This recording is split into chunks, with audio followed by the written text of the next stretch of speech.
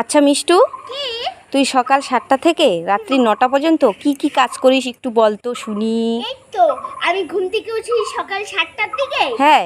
তারপর উঠে আমি একটু দাঁত ব্রাশ করি, তারপর একটু ব্যায়াম করি, তারপর একটু সাইকেল চালাই, তারপর বই নিয়ে বসি, বই নিয়ে পরে স্কুল যাই, স্কুল থেকে এসে আমি ভাত খাই, তারপর হলো স্কুলে যাওয়ার আগেও ভাত খাই, তারপর স্কুল থেকে এসে আমি আবার বই পড়ি, তারপর আমাকে আবার টিউশন পড়াতে আসে, তারপর আমি হলো তারপর সন্ধ্যার খাবার খাই, তারপর সন্ধ্যার খাবার খেয়ে একটু ফোন দেখে ঘুমিয়ে পড়ি। 9টার মধ্যে ঘুমিয়ে পড়িস? হ্যাঁ। এগুলো তোর কাজ? হ্যাঁ। পরিশ্রম হয় না?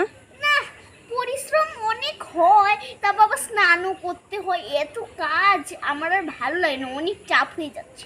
ও গো সোনা গো আমার, কি কষ্ট। হ্যাঁ, অনেক কাজ, সবার থেকে আমারই বেশি কাজ। আহা গো।